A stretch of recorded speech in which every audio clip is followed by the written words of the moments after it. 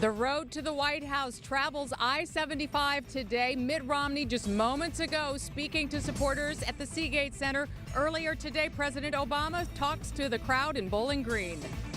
It's not just a choice between two parties or two candidates. It is a choice between two fundamentally different paths for America.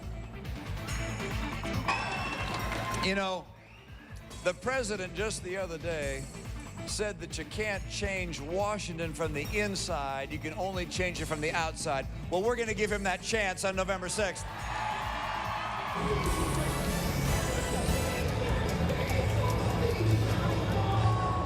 In Your Vote 2012, it is the high-stakes battle of I-75 tonight. The road to the White House runs through Northwest Ohio. It was Barack Obama earlier today at Bowling Green State University, and right here at the Seagate Center in downtown Toledo, Mitt Romney just wrapping up his speech to a crowd of anywhere between 3,000 and 4,000 people. Good evening, everyone. Thanks for joining us. I'm Lee Conklin. And I'm Diane Larson. We'll check back with Lee in a moment, but first we'll tell you a little bit about the president's appearance here at Bowling Green State University today. And if there was any question in your mind just how important Ohio is in this presidential election, all you had to do was turn on the news today, seeing President Obama here speaking to supporters at the Stroh Center on the campus of Bowling Green State University, and obviously just moments ago the entire Mitt Romney speech down at the Seagate Center. President Obama greeted by about 5,500 people, close to 5,600 actually here at the Stroh Center. Lots of folks waiting in line. There were also folks out at Toledo Express for the chance to see Air Force One touching down today just before noon. The president beginning his speech at about 1:20, wrapping it up close to 2 o'clock today. 13 ABC's Bill Harmon was here with me when the president was speaking. You listened to the speech. It was a 35-minute speech. We don't have time for that, so you're going to give us the Cliff Notes version. You know, he's been here 13 times this year alone in this campaign season. Wow. 13 times he's been in Ohio. Today he wanted to accomplish two things. He wanted to rev up his base, and he wanted to make sure that people were registered to vote and that they got out to vote early, which begins next week. And he did it with a rousing speech that he says shows two different visions of America.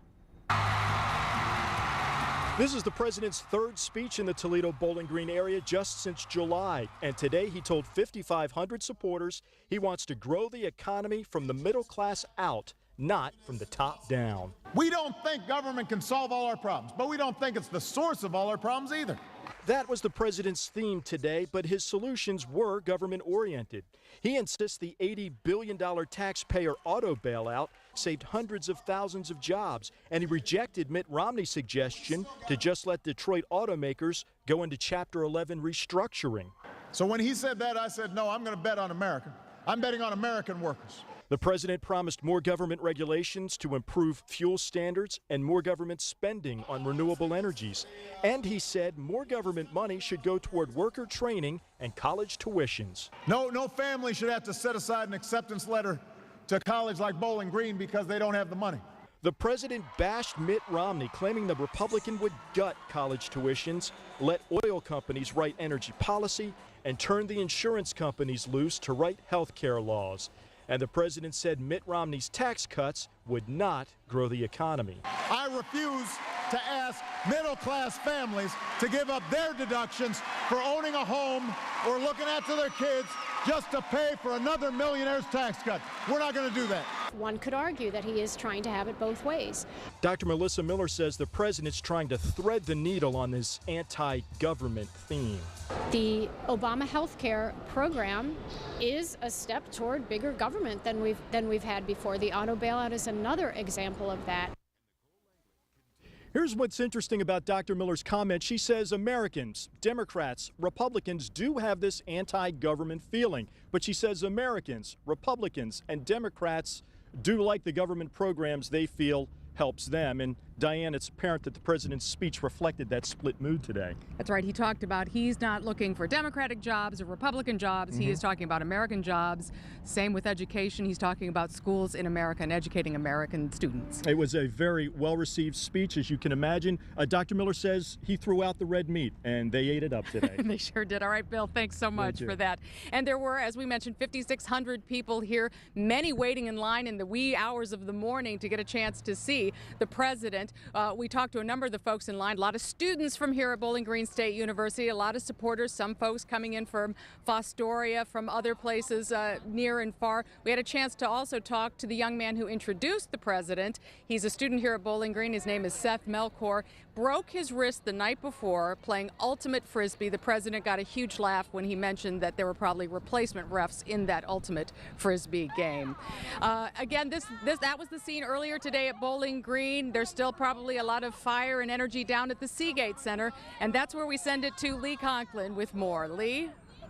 Well, you got that right. Folks beginning to file out, Diane. Our Christine Long was kind of taking the pulse of Mitt Romney's speech, lasting some 20 to 25 minutes or so. And Christine, familiar themes from a man who's trying to make up some ground in the polls. Yeah, he's hitting on some very familiar themes. He's saying he will take this country in a very different direction. First and foremost, he brought up the nation's debt. If you take a look over my shoulder, take a look at that clock, the $16 trillion national debt. He told the crowd it's immoral to pass on obligations to our kids of that nature. That debt is not good for jobs. He also went on to list 5 things he would do to get the economy going. First and foremost, take advantage of the nation's coal, oil, and gas resources. He says he'd create the North American energy independence within 8 years, which would mean lower prices at the pump.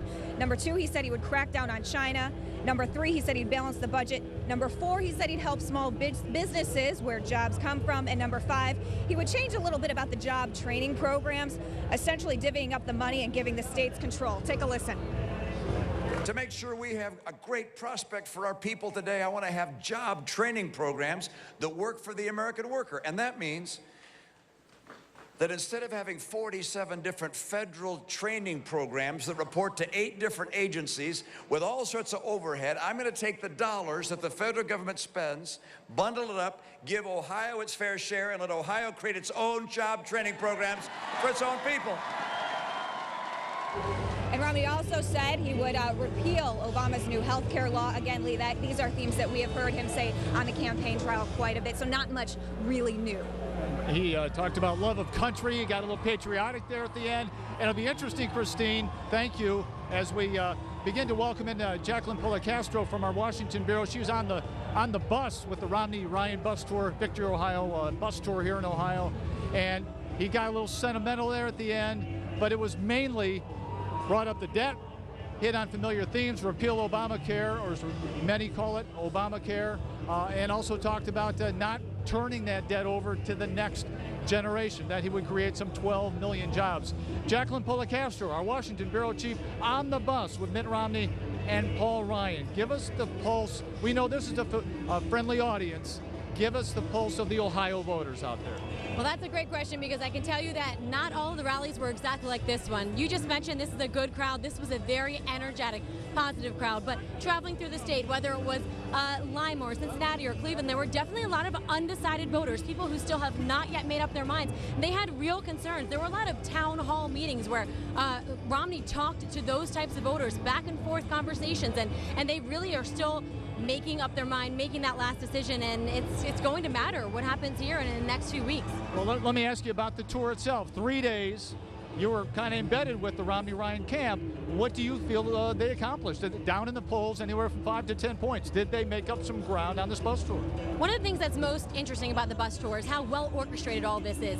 These candidates know to stay on message. In Mitt Romney's case, it would be better maybe if he didn't, so that voters could see his true personality. And you know, you asked about those polls. I talked to some of Romney's top advisors, and they of course say, oh, well, you know, the polling doesn't matter all that much. That might be what you expect to hear from them, but the reality is, if this race wasn't so close, we wouldn't see Mitt Romney and President Obama here in Ohio at the same time. They know that Ohio voters matter. We don't need to tell the voters at home that. They know that, but this race is going to be close, and it's going to be fought all the way up to Election Day, even when you see these 10-point spreads. Well, and some experts say, hey, if those polls are only 5 points, say it's only a 5-point lead for President Obama, that can be erased in one debate, 1 week from tonight. And Jacqueline Policastro will be there in Denver. Yeah. So we look forward to that. Thank you. I want to tell you something real quick about the debates. Those top advisors did tell me that, you know, Mitt Romney's preparing, but they lowered expectations for him today. And that's some key news because, you know, going into these debates, you would expect him to come out and say, I'm confident. Right. Instead, they're saying President Barack Obama has more experience. Well, it's interesting. Both teams are trying to lower expectations of that first debate. Jacqueline, thank you. Of course, you bet. All right, we're going to send it back now to Christian Brown. Other news of the day. We'll come back, wrap things up here live from the Seagate Center downtown. are a patriotic people. We recognize that our nation is an exceptional nation. We recognize the power and unique nature of a nation which was formed based upon a principle that God gave us our rights. We don't believe that anybody's entitled to success in this country. We don't believe government should be helping people who refuse to help themselves. But we do believe in something called opportunity. We do believe that hard work should pay off. And both candidates working hard today, as both believing that the way to the White House included a trip on I-75. President Barack Obama earlier today speaking here on the campus of Bowling Green State University, and just moments ago we heard Mitt Romney speaking at the Seagate Center. Both candidates, in my opinion, doing a fine job of firing up the base, both really pep leader-in-chief. President Obama buoyed perhaps somewhat by brand new polls that show him leading Mitt Romney by as much as 10 points on one poll, 8 points in another poll. And Lee, make no mistake also that Florida polling is showing that Barack Obama is leading in Florida. Combined, that's about 50 electoral votes. That is bad news for the Romney camp indeed. Lee? Yeah, that's some ground to make up, Diane, no question about it. And as we said, that first debate, 1 week from tonight at the University of Denver, 3 scheduled presidential debates. One thing that cannot be debated here is the importance of Ohio and Northwest Ohio. We see President Obama once again, Mitt Romney again coming into Democratic-friendly Lucas County, which went 2-1 for Barack Obama in 2008. You can bet your bottom dollar we have not seen the last of either one of them. And that will wrap up our coverage. The high-stakes battle of I-75 today, the run for the White House. Coming up next, it's World News with Diane Sawyer. We'll see you back on 13 ABC, Action News at 11. Have a good night, everyone. Powerful investigations that matter to you. The I-Team, only on 13 ABC Action News. When sharing